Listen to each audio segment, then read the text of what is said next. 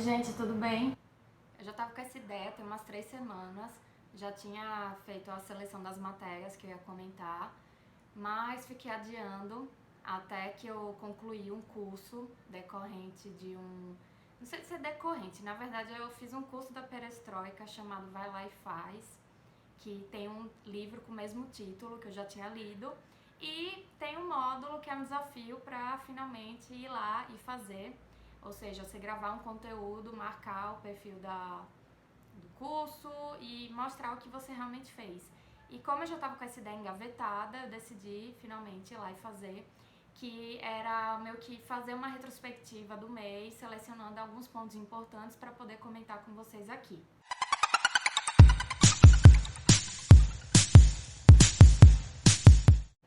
Como nós estamos no início de dezembro, eu separei algumas matérias que chamaram atenção agora em novembro para poder comentar.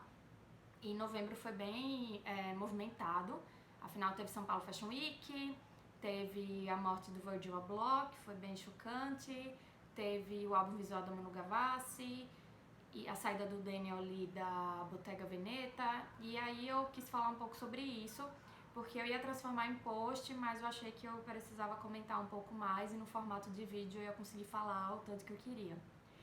Sobre o álbum visual da Manu Gavassi, ele saiu agora, no dia 26 de novembro. Eu confesso que eu não sou fã, não, assim, o estilo de música não é muito o que eu curto, mas eu confesso que eu achei o álbum muito bonito. Eu vi uma entrevista e ela falou o porquê do álbum ter esse nome, Gracinha. E ela falou que estava cansada de ficar nessa coisa de atender as expectativas das pessoas, do próximo lacre, de causar e de sempre ser essa figura que faz gracinha, porque ela comenta até na letra da música que tem participação do maravilhoso Tim Bernardes, que quanto mais gracinha ela faz, mais triste, mais quebrada está. Então ela meio que fez uma ruptura na carreira dela, não sei se uma ruptura, mas uma mudança, pelo pouco que eu conheço das músicas, na qual ela saiu de uma coisa mais pop e foi para um álbum mais introspectivo, que traduz essa nova fase. Inclusive a música Gracinha eu gostei muito, achei bem a vibe Tim Bernardes, no álbum solo. E o álbum, ele conta essa história, é uma coisa meio conto da Disney, e ela vendeu o projeto pra Disney, tanto que foi lançado lá, onde tem também o álbum visual da Beyoncé. E ela tem no elenco participação do Paulo Miklos, tem a Titi, que é a filha do Bruno Galhaço e a Giovanni Bank, tem o Fábio Porchat, tem o Isaac, tem várias pessoas que eu acho que vale a pena dar uma olhada. Eu particularmente gostei muito do figurino, gostei de como foi a narrativa, ela que escreveu o roteiro, ela também participou ali dos bastidores, tem muita dança, muito balé, e eu gostei de como ela trouxe as críticas como fundamento para as letras. Ela meio que chuta o balde, diz que cansou de se importar com o que as pessoas acham e usa isso para servir de meio que debochar em relação às críticas que as pessoas fazem sobre ela. Então fica aí, sugestão, tá lá no Disney Plus, eu já vi 2 vezes, porque realmente eu achei muito bom e eu acho que vale a pena também reconhecer isso, independente de ser meu gosto ou não. Eu achei que pra ser algo brasileiro, algo diferente para os padrões daqui, vale muito a pena, é uma coisa fantasiosa, bem Disney mesmo, bem conto de fadas. E em relação à outra pauta, é que muitas pessoas falaram sobre a ausência de influências brasileiras na edição de São Paulo Fashion Week desse ano, falando que tem muitas influências brasileiras que vão para semanas de moda internacionais e houve uma ausência significativa delas aqui no Brasil. Eu não vou me estender muito nisso, porque eu acho que a Verena Figueiredo esteve lá e ela fez um vídeo no qual ela comenta muito bem, para variar, sobre isso. E é aquilo, até no meu vídeo passado no YouTube eu falei um pouco sobre essa expectativa que se tinha no pós-pandemia, de como é que a moda ia reagir. Mas assim, a moda na Semana Nacional eu senti que deu uma acordada para alguns pontos. Então trouxe pautas sociais, trouxe mais representatividade. Então acho que em alguns pontos a gente teve muito avanço. Para as semanas de moda internacionais eu senti menos se comparada daqui do Brasil, mas ainda tem muito essa indústria de influência muito comercial, assim, é muitas vezes uma troca comercial, de contrato, do que algo voluntário que eu vou lá e utilizo minha influência para poder divulgar. Então, eu acho que tem que pensar um pouco sobre como é que funciona isso, porque a partir do momento que você tem uma semana de moda brasileira, na qual as influências brasileiras, os influenciadores brasileiros não estão lá prestigiando, tem alguma coisa muito errada. E isso me fez pensar em um documentário que eu finalmente vi nesse mês, chamado Fake Famous, que tem lá na HBO, que é um experimento social no qual um jornalista que escreve sobre mídias sociais, é um grande defensor delas, repensa sobre isso e faz uma seleção no meio de várias pessoas para meio que criar 3 influências. E vai mostrando como é todo o processo e no final é bem um momento que explode a pandemia e que proporciona uma reflexão sobre que tipo de influenciador você quer ser, que tipo de conteúdo você quer gerar, qual a influência que você quer exercer no mundo. Porque parece que mesmo com a pandemia rolando, muitos influenciadores se alienavam.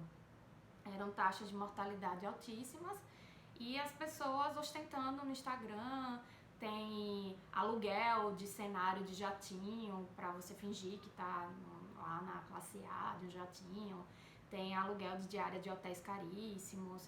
Então, assim, é mostrando o quanto as coisas podem ser falsas e o quanto você pode estar sendo influenciado por algoritmos que não batem com a verdade, o quanto você pode, várias pessoas, inclusive muitos famosos, têm seguidores comprados, têm engajamento comprado, então produz muita discussão e vira uma idealização de algo que você nem sabe se é verdadeiro.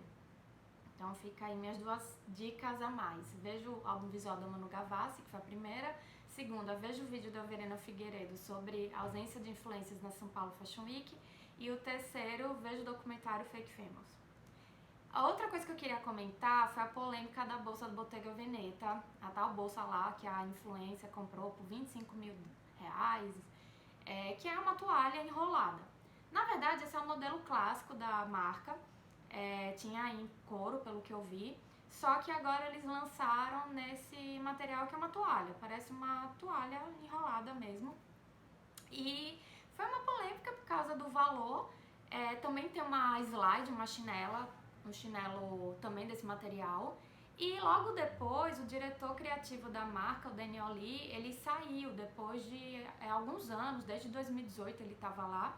E aí eu fui fazer uma pesquisa. O nome dessa marca significa loja veneziana e é uma marca bem que tem estratégias de marketing bem diferentes. No ano passado, eles saíram das redes sociais, então foi o maior burburinho, assim, como é que eles vão na contramão. Isso foi em janeiro, aliás. Como é que foi, como é que eles vão sobreviver sem marca, sem redes sociais. Parecia assim, que a marca tinha deixado de existir. Porque se você não está no Instagram, você não existe. E aí, eles falam que na verdade é um novo luxo. E isso bate com vários catálogos de tendências, que o novo luxo é se desconectar. Tanto que tem spa para detox luxuosíssimos. E eles falaram isso. E eles têm muito essa estratégia.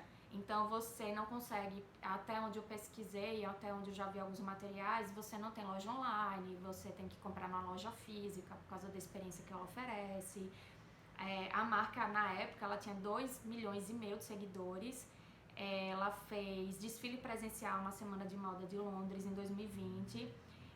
Inclusive, o Daniel Lee, ele foi também da Celine, que é uma marca que eu acho bem bacana, que ganhou o selo sustentável esse ano. E a Bottega Veneta, ela é bem, assim, exclusivona. Então, ela não vai oferecer look para tapete vermelho, você não vai assessoria pegar look para poder aparecer naquele evento, não faz estratégia com influências para ser embaixadoras de marca. Então, é bem seleta. E aí, o Daniel Lee saiu, já tem um novo substituto. Ele até concorreu agora numa premiação em Londres, na qual o Virgil Abloh foi homenageado. Não sei se coincidiu com a polêmica aí da bolsa toalha, não sei o que foi, mas logo depois foi anunciado isso e pegou muita gente de surpresa. Essa marca foi fundada em 1966 em Vicenza, Itália, e é liderada pelo casal Vittorio e Laura Mottedo.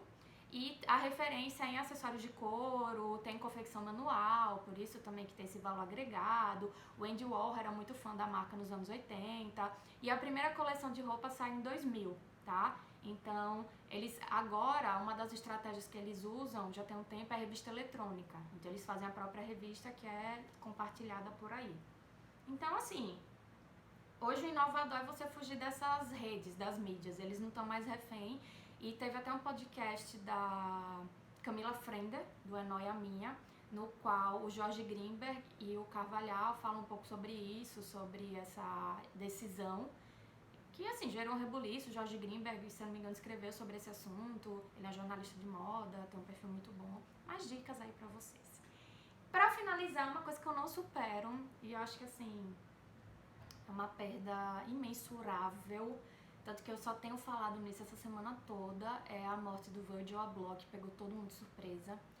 Ele foi vítima de um câncer extremamente severo, assim, e ele preferiu fazer o tratamento em sigilo, então até os amigos próximos, pela legenda das homenagens que puseram nas redes sociais, não sabiam. E assim, gente, o Virgil Abloh eu vou tentar resumir, porque vocês acham muito material na internet sobre ele, mas ele é genial, porque ele é um engenheiro que tem mestrado em arquitetura, ele é de uma família de imigrantes que vieram para os Estados Unidos. Ele, na verdade, é o fundador da Off-White, que é uma marca de luxo de streetwear. O streetwear bombou muito em 2018, a Off-White, quem lembra do vídeo aí dos dolls, vê o cinto da Off-White, que era muito presente. Ele revolucionou assim a moda nos poucos, ele morreu com 41 anos, então nesse pouco tempo ele conseguiu assim causar em todos os aspectos.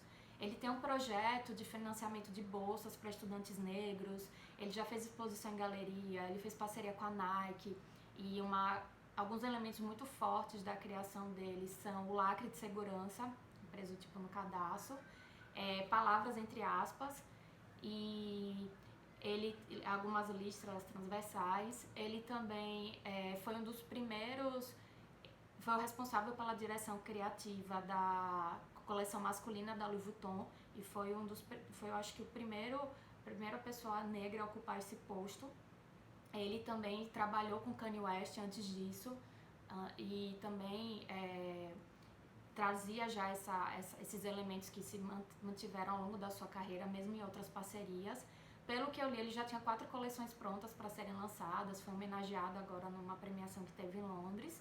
E assim, todas as legendas que eu vi dos famosos, dos amigos, falam da gentileza, do quanto ele era um gênio, do quanto ele era uma pessoa especial, do quanto ele era uma pessoa educada. Então, assim, é uma perda porque eu não consigo pensar, assim, na moda contemporânea quem gerou tanto burburinho e tanta repercussão quanto ele. Eu confesso que quando eu vi a notícia, assim, eu fiquei chocada, porque ele tinha muito a oferecer ainda. Se em pouco tempo ele já entregou tudo isso, imagine o que ainda estava por vir. Então, assim, não existirá outro Virgil Abloh, e para um ano que já foi tão difícil, com tantas perdas, mais uma dessas. Enfim, o que eu queria comentar com vocês hoje era isso. Então eu falei sobre o álbum visual da Manu Gavassi, sobre São Paulo Fashion Week e a ausência de influências brasileiras, sobre Daniel Lee e a polêmica bolsa da Bottega Veneta, falei sobre a morte do Virgil Abloh, e eu queria saber o que vocês acharam desse formato, se vocês têm mais sugestões de coisas que queriam que eu comentasse. E eu pensei em todo o final do mês vir com essa seleção de notícias pra gente fazer essa retrospectiva do que foi que teve, que vale a pena comentar, tá? É isso, muito obrigada aí por quem assistiu até o final, compartilhem, curtem, comentem, enfim, beijão.